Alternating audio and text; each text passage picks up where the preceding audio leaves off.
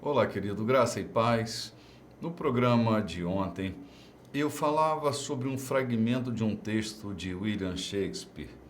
Ele diz que num mar calmo, qualquer barquinho navega bem. É que os barquinhos não suportam tempestades, eles correm para um porto seguro.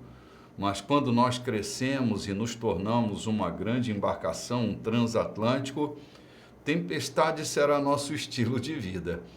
Se você tem crescido na sua vida, se tornado uma pessoa adulta e madura, a tempestade pode ser seu estilo de vida, o lugar onde você ganha a sua vida.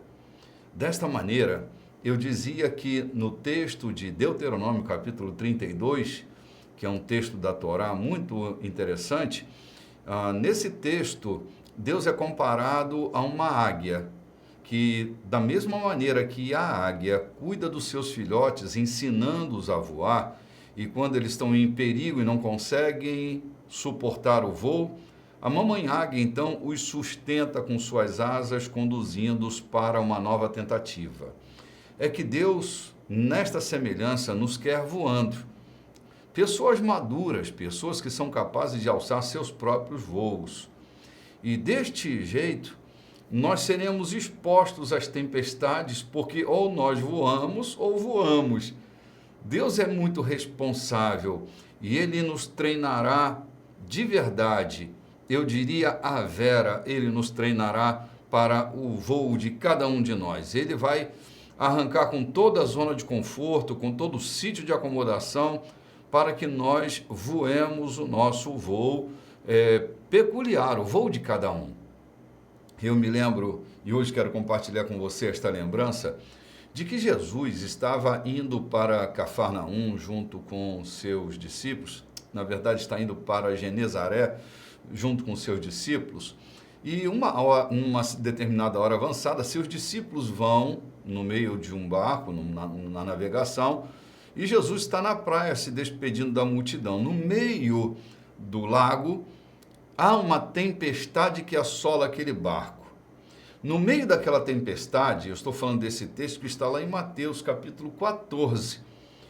No meio da tempestade, os discípulos estão apavorados e o que acontece é que Jesus vem andando sobre as águas.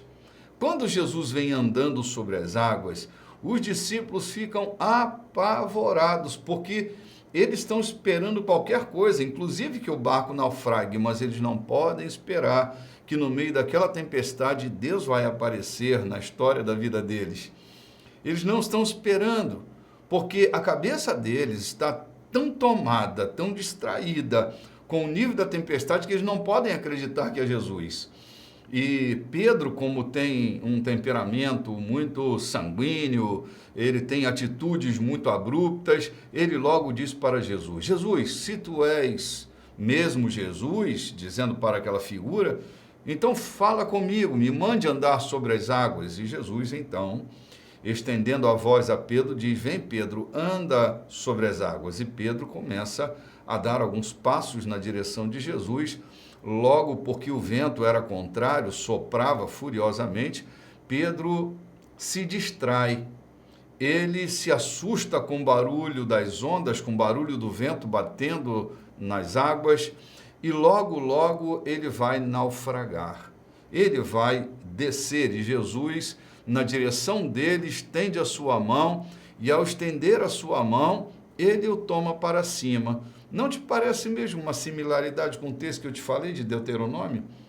É que o interesse de Deus é nos ver andando sobre as águas. O interesse de Deus é que nós vivamos um tempo de experiências sobrenaturais, tempos de experiências extraordinárias.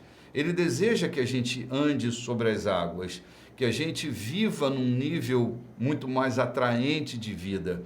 E ele nos desafiará com as tempestades. A tempestade não é sinal de que você está sendo reprovado e de que você não vai conseguir. Tempestade, elas criam ambientes de promoção. Tempestades abrigam novos tempos.